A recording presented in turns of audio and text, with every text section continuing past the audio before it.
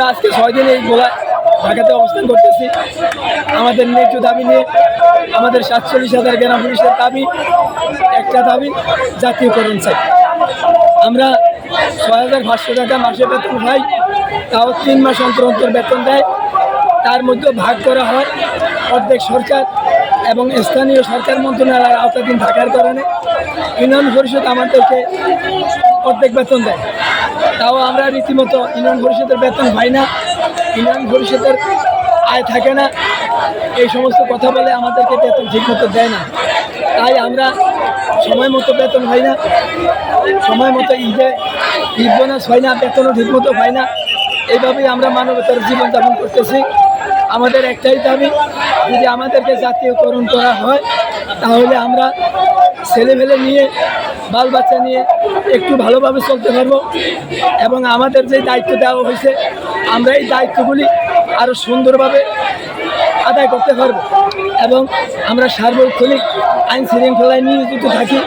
গণপ্রজাতন্ত্রী বাংলাদেশ সরকারের যেই কোনো সময় যে বিধিনিষেধ আমাদের উপর অর্পিত হয়, আমরা নির্বাচনকালীন ডিউটি, সার্বক্ষণিক রাত্রিকালীন পাহারা এবং এলাকার মানুষের সার্বিক যানমালের নিরাপত্তায় সবসময় আমরা নিয়োজিত থাকি।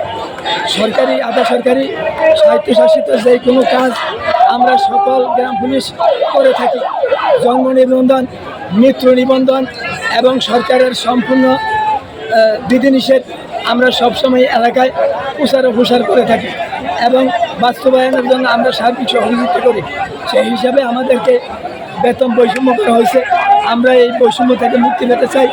আমাদের বেতন জাতীয়করণ করা হলে আমরা ডাল ভাত খেয়ে একটু সুখে শান্তিতে জীবনযাপন করতে পারবো বলেই আমরা এই এক দফা দাবি নিয়ে বর্তমান যেই উপদেষ্টা মণ্ডলী আছে, আমরা 47,000 গ্রাম পুলিশের আকুল আবেদন তাদের দৃষ্টি আকর্ষণ করছি। যদি আমাদেরকে জাতীয়করণ করা হয় তাহলে আমরা তাদের কাছে আজীবন কৃতজ্ঞ থাকবো। আমাদের 47,000 পরিবার তাদের কাছে কৃতজ্ঞ থাকবে। আমরা একটা ভাবে জাতীয়করণ চাই। আমরা জাতীয়করণের আশায় রাজপথে আছি। জাতীয়করণ না হলে যদি আজকে আমাদের দাবি মানা হয় আমরা আজকে যার করে দেবো। এই আমাদের দাবি। আমাদের দাবি একটাই, আমরা জাতীয়করণ চাই।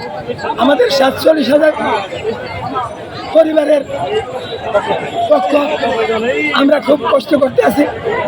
এরপরে আমাদের আর ধৈর্য ধারণ করার মতো কোনো ক্ষমতা নেই। আমরা ধৈর্য হারিয়ে ফেলেছি। আমরা রাজপথে আসার লোক না, আমরা আইন শৃঙ্খলার লোক। আমরা যার যার কর্মস্থলে থাকার কথা, কিন্তু অসহায় অবস্থায় আজকে রাজপথে আমরা এসেছি।